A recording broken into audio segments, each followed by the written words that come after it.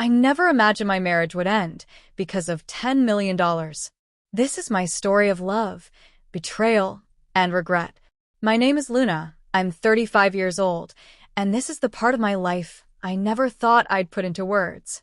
I was married to Lucas, who is 37 years old, for almost 10 years, and if you asked anyone from the outside, they'd probably say we were a normal couple.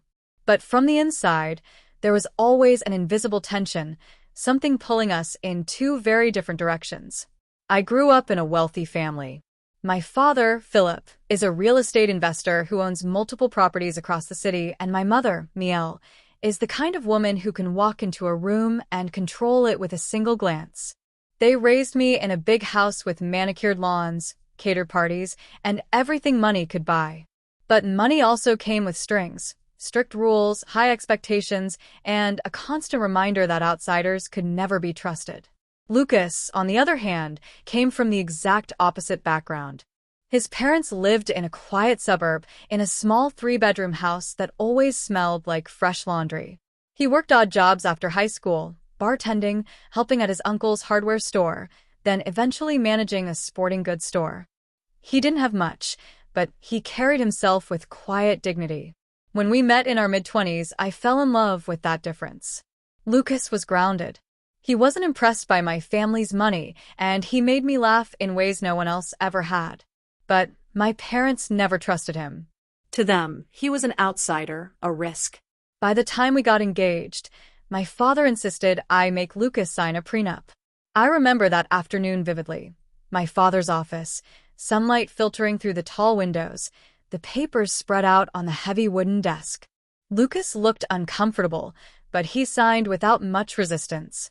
The contract was simple. Any inheritance, trust funds, or family assets would remain mine, but anything we acquired together, including windfalls like lottery winnings, would be considered marital property. At the time, I barely thought about it. I told myself it was just a formality to appease my parents. We married 6 months later, in a lavish lakeside wedding. My family paid for everything: designer gown, gourmet food, an open bar that cost more than Lucas's yearly salary. My parents smiled for photos, but I could sense their disapproval lingering beneath the surface. The early years of our marriage were complicated. Lucas tried hard, I'll admit that. He paid monthly mortgage installments on the condo we lived in, even though the down payment had come from my father. But my parents never let him forget who had provided the real foundation. They'd stop by unannounced, redecorate our living room without asking, or drop comments about how Lucas should be grateful. I often found myself caught in the middle, defending Lucas to my parents, then turning around and defending my parents to Lucas. He'd get upset, saying they treated him like a child, while I brushed it off as them just being helpful. Still, life moved forward. We had our share of arguments about money, family interference, and responsibilities, but nothing out of the ordinary for a married couple. Or at least, that's what I kept telling myself. And then everything changed. It was an ordinary Thursday when I stopped at a small gas station after work. On a whim, I bought a lottery ticket. I don't usually play, but something about that night, maybe the way the numbers looked, maybe just intuition, pushed me to do it. The next morning, I checked the numbers on my phone while sipping coffee at the kitchen table. My heart nearly stopped. One by one, the digits lined up, and I realized I had just won $10 million. I couldn't breathe. $10 million. More money than Lucas and I could ever dream of making together in our lifetime. My hands shook as I called my mom first, not Lucas. I know how that sounds, but I panicked. My mom answered, and when I told her, her voice didn't rise in joy. Instead, she went deadly calm. "Do not tell Lucas," she said. "We need to protect you." That should have been my first warning sign, that I was already making this a secret between myself and my husband. But I listened. My parents immediately put me in touch with their lawyer. Suddenly, I was sitting in meetings I didn't invite Lucas to, listening to talk about tax shelters, trusts, and how to claim the money correctly. When Lucas asked to come along, I brushed him off. "You'd be out of place," I told him, which I knew hurt. But in my mind, it was true. These were conversations he wouldn't understand. I told myself I was protecting him from stress. Deep down, I knew I was protecting the money. But my parents had other ideas. To them, the lottery win was a gift from the universe to escape my marriage. They reminded me constantly of the prenup, warning that Lucas might try to take half if I wasn't careful. File for divorce before he gets his hands on it, my father insisted. This is your chance to start over. I fought with the idea for weeks. Part of me still loved Lucas, his kindness, his simple ways. But another part of me resented the years of tension, the constant push and pull between him and my parents. The thought of suddenly being rich, independent, and free of that tug-of-war was intoxicating. One afternoon, I acted. With my aunt standing beside me, I confronted Lucas as he walked in from work, exhausted and sweaty. I told him flat out. I was filing for divorce, and he needed to pack his things. The look on his face shattered me for a split second. He looked betrayed, blindsided. But I pushed it down, hardening myself. I told him the condo was under my name, and he needed to leave. He argued about paying the mortgage, but I reminded myself that my father had given the down payment. In my head, it balanced out. As Lucas left, his shoulders slumped. I thought I'd done the smart thing. The clean break. The protection my parents wanted. But what I didn't realize, what none of us realized, was that the very prenup my parents forced Lucas to sign all those years ago was about to come back and haunt me. When Lucas walked out of our condo that night, suitcase in hand and heartbreak written all over his face, I thought it was over. I told myself I had finally done the right thing, protected myself, protected my money, and protected the future my parents had drilled into me since I was a teenager. I didn't sleep that night. I kept staring at the winning lottery ticket tucked safely in a drawer in my closet, my chest tightening every time I thought about it. $10 million. It felt like freedom, like possibility. Yet, the silence in the condo was suffocating. Lucas had always been a presence, his shoes by the door, his laughter echoing from the living room when he watched some silly sports game, the way he'd hum while making coffee. And now it was gone. I tried to shake it off, reminding myself this was temporary pain. My parents were thrilled, telling me this was just the first step toward the life I deserved.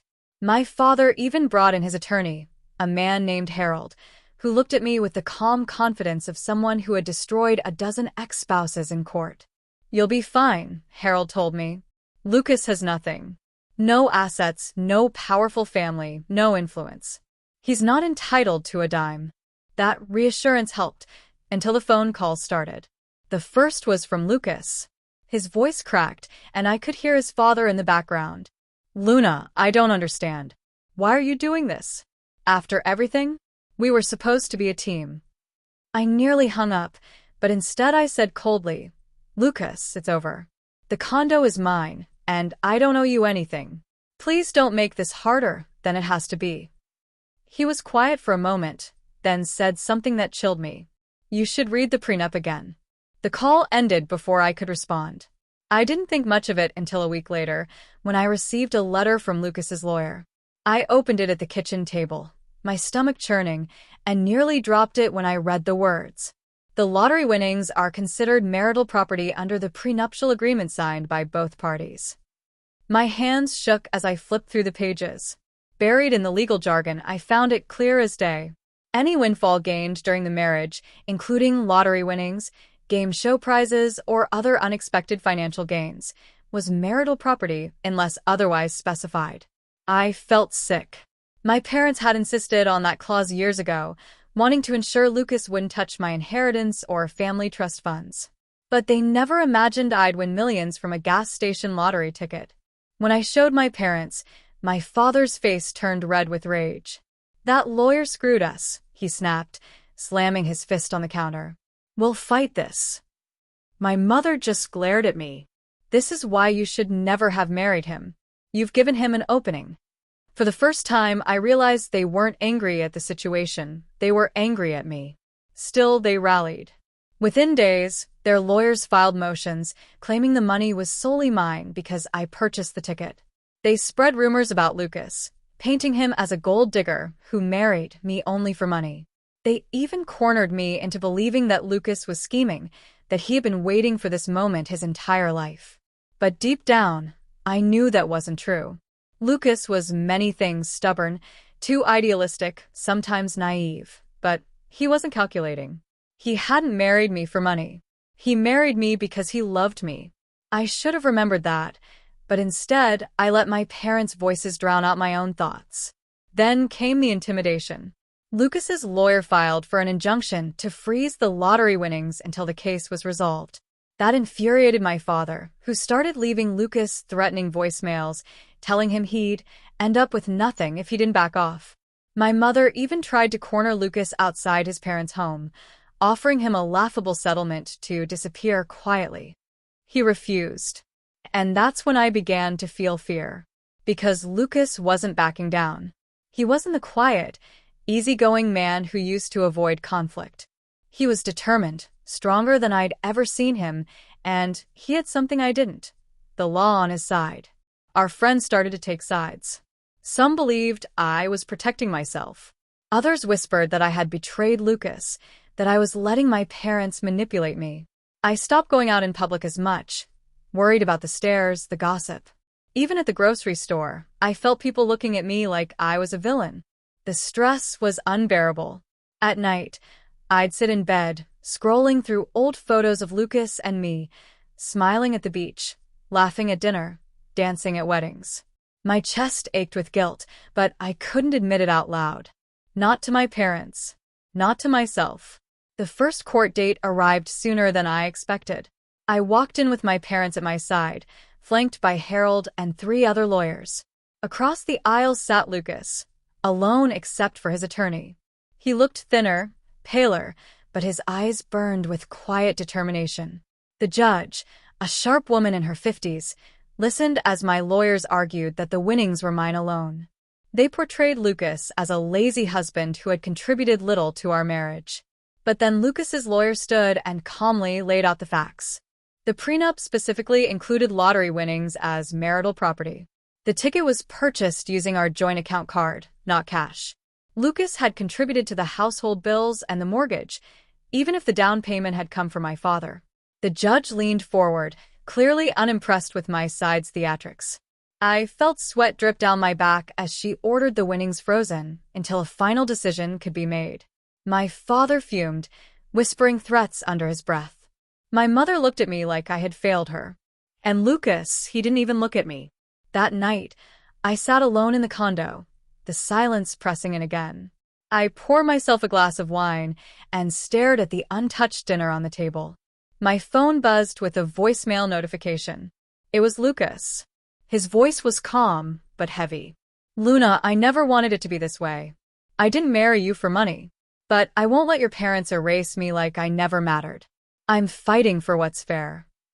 I dropped the phone, tears blurring my vision.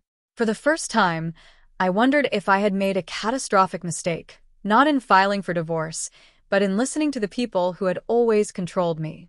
And as the court battles dragged on, with my parents tightening their grip and Lucas refusing to yield, I realized something terrifying. This wasn't just about money anymore. It was about power, control, and whether I had the courage to face the truth about myself. The weeks after that first court date were some of the hardest of my life. I thought filing for divorce and protecting the lottery money would be the end of it. I thought Lucas would eventually back down, accept whatever settlement my parents offered, and disappear. But that's not what happened. Lucas fought. He didn't fight with anger, not the way my father did. He didn't throw threats around or try to intimidate me. He fought quietly, steadily, with a patience I didn't expect. And that unnerved me more than anything. Every week, new motions and filings landed in my mailbox. My parents' lawyers worked around the clock, digging into every corner of our marriage, trying to paint Lucas as someone who contributed nothing. But Lucas had receipts, literal receipts. Utility bills, grocery expenses, mortgage payments. He had documentation showing how he'd been part of our life, even if my parents never gave him credit for it. I started to realize something terrifying. The more they tried to erase him, the stronger his case became. My father grew angrier with each passing day. He'd storm through my condo barking about that useless man and how he would ruin everything if I didn't stand firm. My mother whispered poison into my ear at night, telling me Lucas was just after the money, that he never really loved me, that I'd been blind for years. But late at night, when the condo was quiet, I'd remember the way Lucas looked at me when we first met. How he'd stayed up all night with me when I was sick, making soup and rubbing my back. How he'd cried when we got married, his voice trembling as he promised to love me forever. I wanted to believe my parents, but a part of me knew the truth. Lucas hadn't changed. I had. The pressure mounted.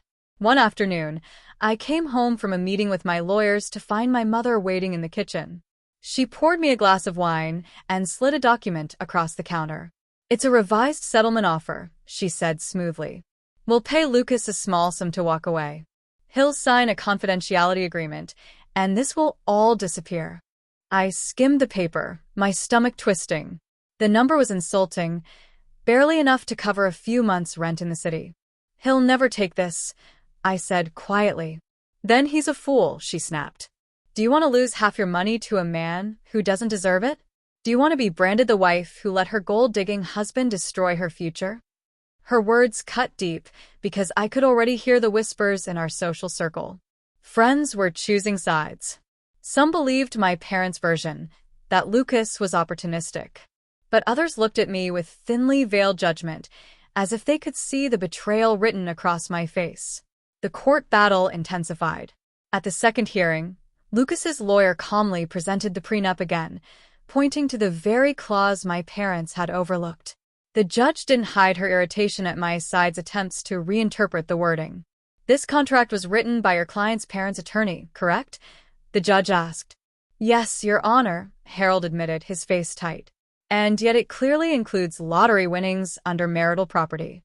Unless you can provide evidence this was misrepresented or signed under duress, the clause stands." I felt heat rush to my cheeks as the judge's words sank in. My father glared at Harold, who avoided his eyes. Across the aisle, Lucas sat calmly, his hands folded in his lap. He didn't gloat. He didn't even look at me. That hurt more than I expected. After court, my father exploded. He cornered Lucas in the parking lot, shouting threats until a security guard intervened. My mother hissed at me to get control of this mess before it ruined our family's reputation. But the more they pushed, the more I felt trapped. That night, I poured myself another glass of wine and scrolled through my phone, pausing on a voicemail Lucas had left me days earlier. His voice was steady, but tinged with sadness. "Luna, I don't want this to destroy you. I know your parents are behind a lot of it, but I can't just walk away. I gave years of my life to us. I deserve better than being tossed aside like nothing." I deleted the message before my parents could hear it, but the words stayed with me. The final straw came a week later. My father stormed into the condo, furious after hearing that Lucas's lawyer had requested a forensic accountant to track the lottery money. He shouted that Lucas was trying to humiliate us, to drag our family name through the mud. "You'll fight this, Luna," he barked. "You'll stand in that courtroom and say whatever we tell you to say. Do you understand?" I nodded, but inside, something cracked. For the first time, I wondered, was I even fighting for myself anymore? Or was I just fighting for them? The final hearing loomed, and my anxiety grew unbearable. I barely ate, barely slept. Every time I closed my eyes, I saw Lucas's face, hurt, betrayed, determined. And I hated myself for still caring. On the morning of the hearing, I stood in front of the mirror, staring at the woman I'd become. Expensive clothes, flawless makeup, hair styled perfectly by my mother's favorite salon. But behind the polished exterior was someone hollow, someone scared. In court, the air was thick with tension. My parents sat behind me like generals preparing for war, their lawyers lined up like soldiers. Lucas sat across the room, his parents quietly supporting him. When the proceedings began, my lawyers launched into their arguments again, painting Lucas as a parasite. But when Lucas's lawyer spoke, the room shifted. He laid out the facts with precision, reminding the court of the prenup, the joint account purchase, and Lucas's contributions. Then Lucas himself spoke. "I never wanted her money," he said softly. "I married Luna because I loved her. I worked hard, I paid bills, I supported her. And when she won, I thought it was our win. But instead, I was thrown out like I didn't matter. I'm not asking for everything. I'm asking for fairness. His words pierced me like a blade. My throat tightened, and for the first time, I wanted to cry in that courtroom. Because beneath all the legal battles, beneath the bitterness and manipulation, I knew he was telling the truth. The judge listened carefully, her expression unreadable. When she adjourned for the day, she announced that her ruling would be delivered at the next hearing. As everyone filed out, my father muttered curses under his breath, my mother whispered about backup plans, and Lucas walked past me without a glance. That hurt the most of all. That night, alone in the condo, I finally broke. I sank to the floor, sobbing into my hands. Because I realized something devastating. Even if I won the case, I had already lost Lucas. And maybe I had lost myself too. The morning of the final hearing felt like walking into an execution. My chest was tight, my hands clammy, and though I wore the finest tailored suit my mother insisted on, I felt naked, exposed, vulnerable. The courtroom was already packed when I arrived. My parents sat stiffly behind me, whispering to the lawyers as though they could still change the outcome. Across the aisle, Lucas sat calmly, his parents by his side. He looked tired, but there was a quiet strength in him that I couldn't ignore. The judge entered, her expression unreadable. She wasted no time. We are here today to deliver a final ruling on the matter of asset division in the divorce proceedings of Luna and Lucas. The air was heavy. I could hear my heartbeat pounding in my ears. She began by acknowledging the prenuptial agreement. This document was prepared by the petitioner's family attorney. It clearly states that any windfalls, including lottery winnings, are marital property. This court finds no ambiguity in that language. My stomach dropped. My father gripped the bench so tightly I thought the wood might crack. My mother's lips were pressed into a razor-thin line. The judge continued, "Therefore, the $10 million in lottery winnings shall be treated as a marital asset, subject to equitable distribution. Additionally, considering the respondent's contributions to mortgage payments, bills, and the general upkeep of the marriage, this court recognizes his financial and personal investment." She looked directly at me then, her eyes sharp. It is also noted that the respondent was abruptly removed from the marital residence without prior consultation. Such conduct does not reflect good faith in a marriage. I wanted to sink into the floor. Her ruling was swift. Lucas would receive a significant portion of the lottery winnings, as well as reimbursement for his share of the condo mortgage. I kept the condo, but it felt like ashes in my hands. The gavel struck, and just like that, it was over. My father muttered curses under his breath. My mother whispered furiously with the lawyers, but all I could hear was silence. Lucas stood, thanked his attorney, and walked out without looking at me. His parents followed, their faces calm but satisfied. I stayed seated, frozen, until the courtroom emptied. When I finally stood, my knees shook. Outside, my father rounded on me. "You ruined everything," he hissed. "Do you have any idea how much face we've lost? How much money you just handed him?" I couldn't even respond. My throat was too tight, my eyes burning with tears I refused to shed in front of him. That night, I sat alone in the condo, staring at the walls that once felt like home, but now felt like a prison. The silence was deafening. The lottery check, the lawyers, the courtroom, it all blurred together in my head, a storm I couldn't escape. For the first time, I replayed everything in reverse. Meeting Lucas, falling in love, the day he proposed, our wedding, the laughter, the small joys, the way he used to hold me like I was his entire world. And then I saw the look on his face when I told him to pack his things. That look will haunt me forever. Because the truth was undeniable. Lucas hadn't betrayed me. I betrayed him. I let my parents' fear and control seep into my bones. I listened to their whispers more than I listened to my heart. I chose money over love. And in the end, I didn't just lose millions. I lost the one person who ever loved me without conditions. The weeks after the ruling were a blur. My parents sulked in silence, bitter and resentful. Their pride was wounded more than their wallets. Our social circle buzzed with gossip. Some pitied me, others judged me, and a few openly celebrated Lucas's victory. Lucas, meanwhile, moved on. I heard from mutual acquaintances that he invested wisely, helped his parents upgrade their home, and even started traveling. People spoke of him with admiration, calling him resilient, grounded, even lucky. And me? I was left with money, yes, but no peace. No love.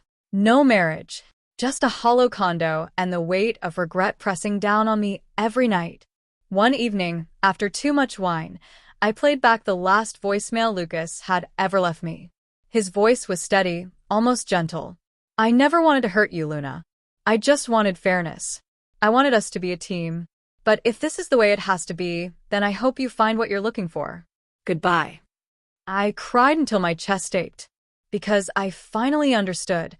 What I was looking for, I had already had. And I threw it away. Now, months later, I write this not to ask for sympathy, but because I can't hold it in anymore. My name is Luna, and I was the woman who won $10 million and lost her husband in the same breath. People think I came out ahead because I still have millions in the bank.